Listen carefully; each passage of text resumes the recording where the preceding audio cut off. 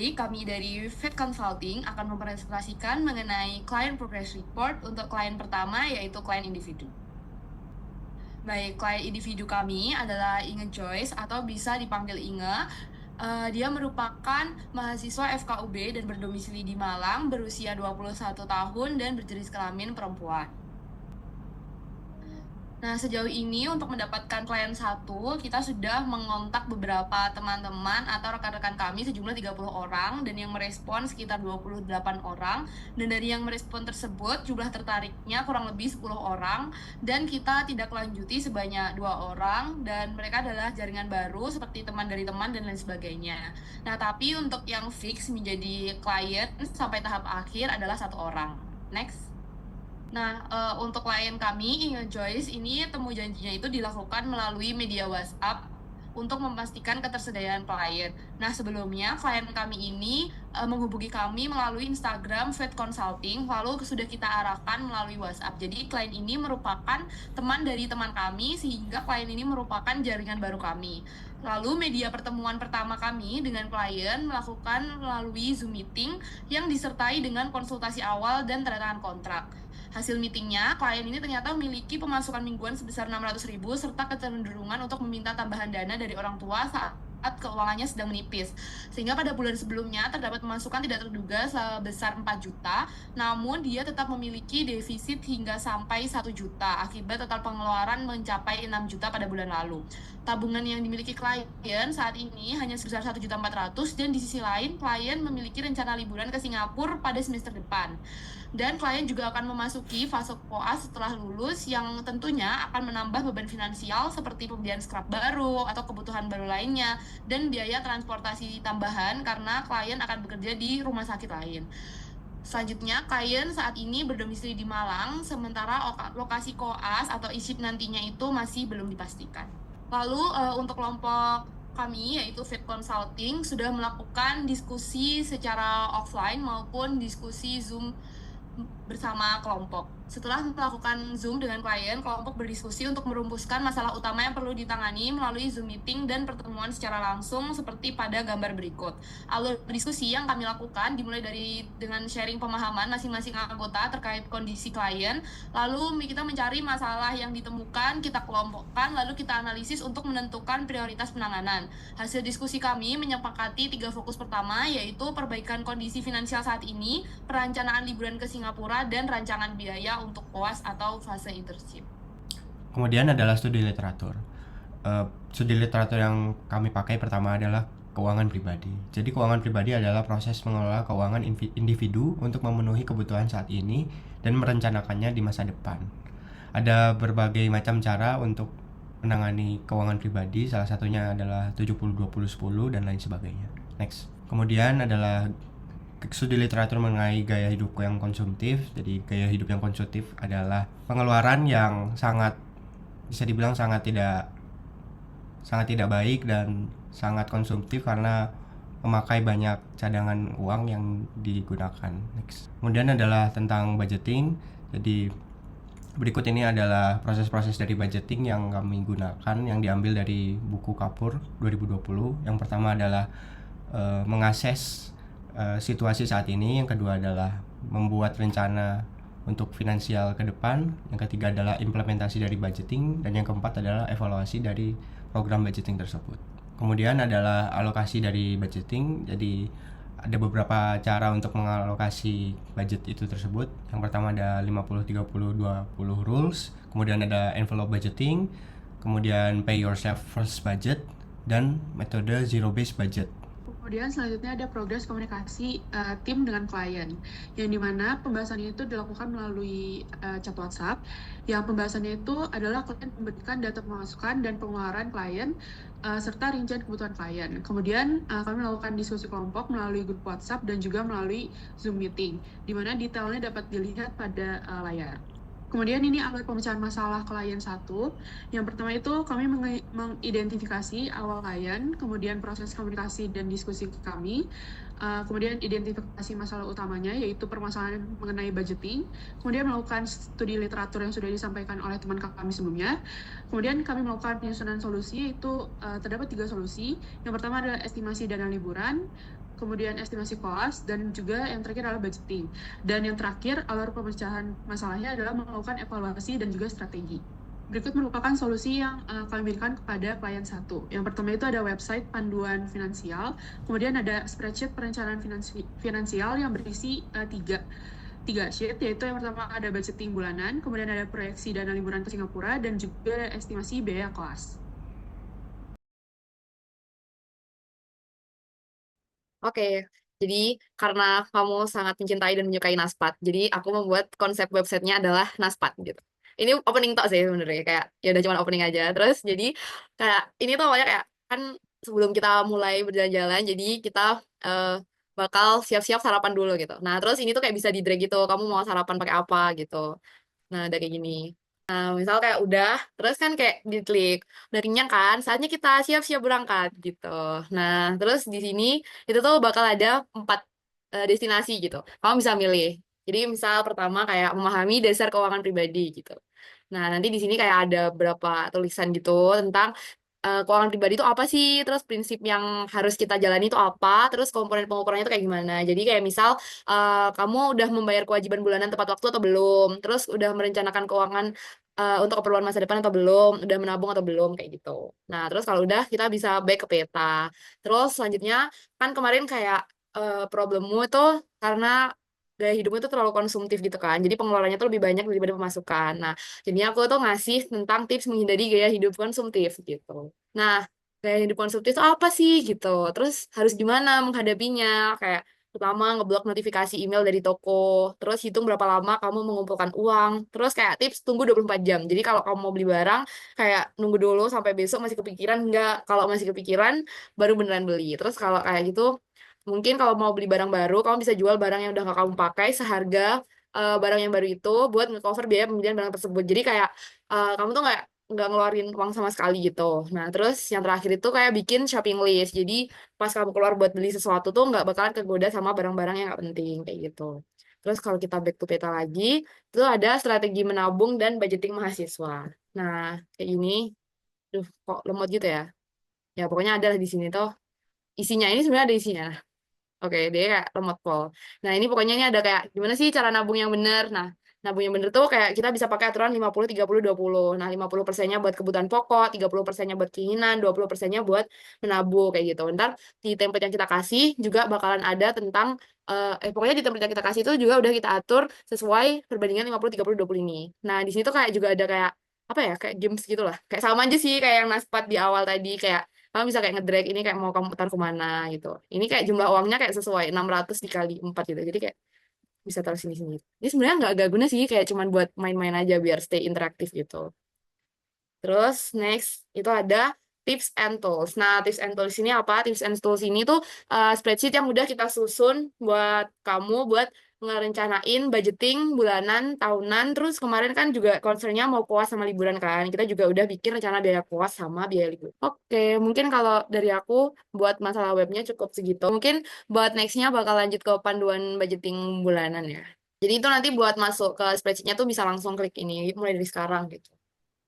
Nanti kayak itu bakalan masuk ke spreadsheetnya. Ini spreadsheetnya bakal editable buat kamu gitu. Jadi kayak kamu bisa nyesuaiin lagi.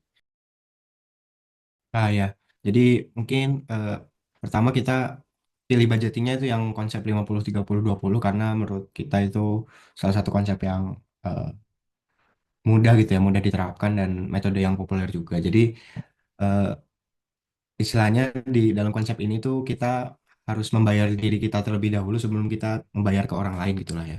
Maksudnya apa sih membayar diri kita terlebih dahulu? Ya, jadi konsep 50-30-20 ini 50%-nya kan pengeluaran, kemudian 30%-nya itu keinginan dan 20%-nya itu biasanya investasi ya. Jadi di awal itu kita harus bisa menyisihkan terlebih dahulu gitu pos-pos keuangannya. Jadi 50 untuk apa, 30 untuk apa, 10 untuk apa. Jadi dengan konsep yang seperti ini itu kita bisa bertanggung jawab terhadap diri kita sendiri dengan menyisihkan simpanan yang 20% itu tadi. Jadi dengan investasi atau dengan menabung.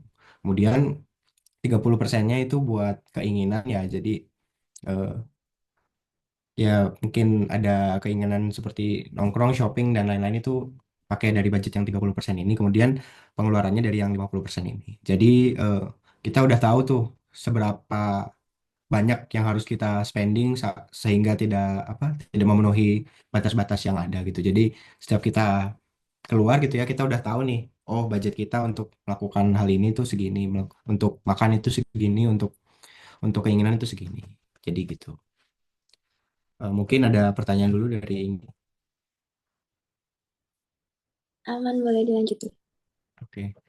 Mungkin dilanjut oleh Sofi ya, jadi tata caranya. Oke, mungkin lanjut ya. Nah, buat ini nanti buat kamu tuh bisa ngisi di bagian bulan Mei ini ya. Nanti kalau lanjut bulan selanjutnya itu tinggal dibikin duplikat aja, pakai dari sini, terus langsung duplikat sheet aja. Nah, itu kayak budgetnya ini disesuaikan sih sama yang dari panduan budgeting ini.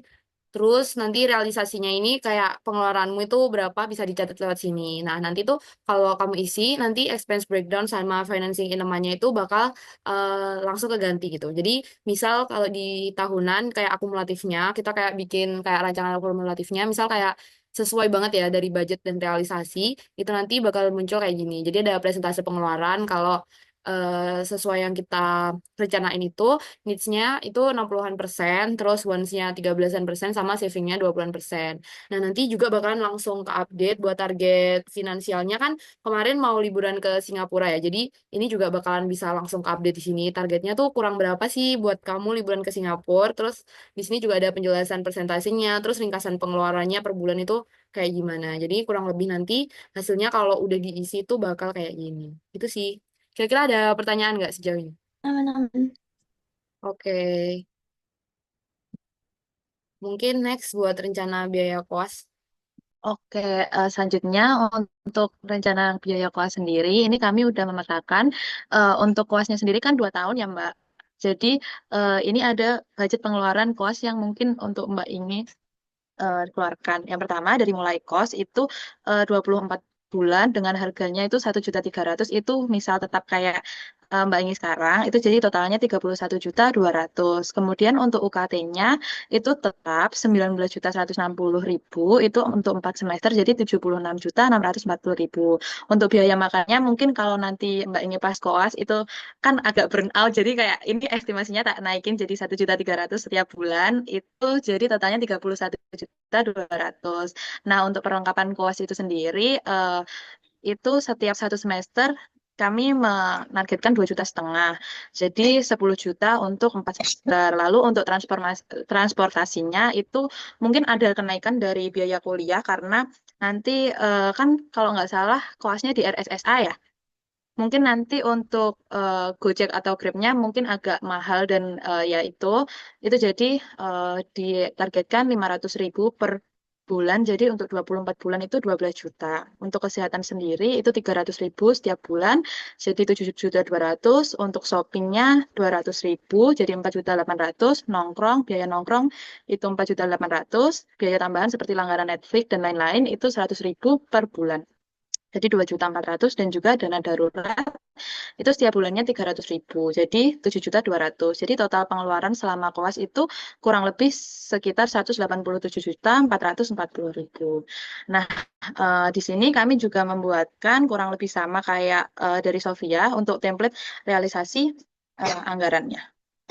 Yang di next sheet, Mbak, realisasi biaya koas. Nah, ini kurang lebih juga pengisiannya sama kayak template yang sebelumnya. Jadi nanti Mbak ini setiap bulan saat koas itu bisa mengisi pendapatan, pengeluaran, dan juga realisasinya. Jadi nanti kita udah memetakan untuk bagaimana breakdown dari pengeluaran Mbak Inge sendiri. Kayak itu sudah sesuai target atau belum. Kayak gitu sih, kurang lebih.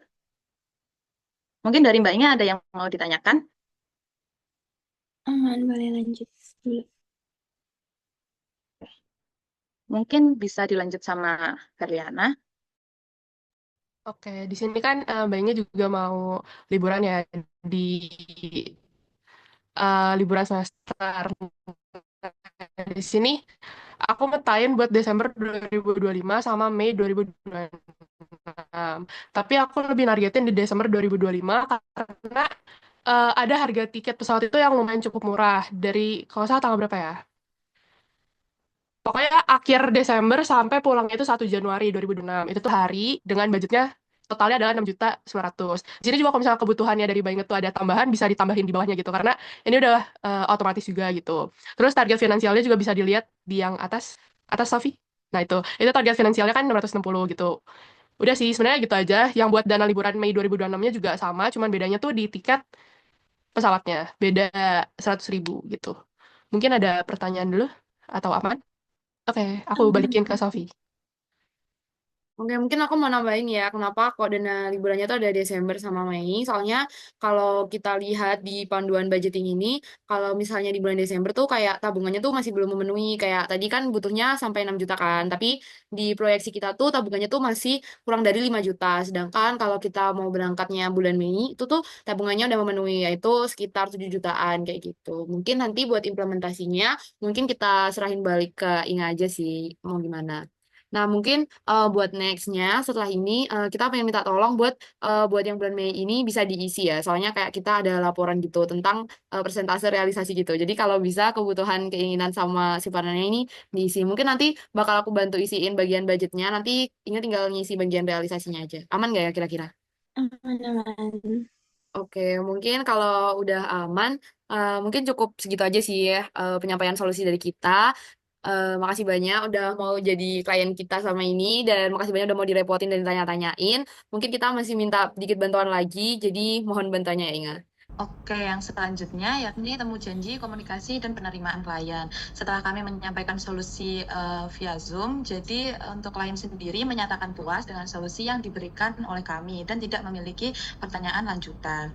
Kemudian kelompok kami menyampaikan bahwa klien akan dimonitor selama beberapa waktu ke depan untuk melihat perkembangan implementasi dari solusi. Selanjutnya, untuk implementasi dan komunikasi klien dengan konsultan. Untuk implementasinya sendiri, setelah dilakukan Zoom untuk pemaparan solusi, klien sudah mulai menggunakan spreadsheet keuangan yang telah disediakan oleh Fed Consulting. Untuk implementasinya sendiri, kami gambarkan seperti ini. Baik, untuk implementasinya sendiri, klien sudah mengisi untuk budgeting klien di bulan Mei dan bulan Juni di awal bulan, seperti itu. Kemudian selanjutnya dari implementasi yang sudah dilakukan, kami menganalisis adanya beberapa kendala dan juga solusi yang bisa ditawarkan oleh kami setelah implementasi dilakukan.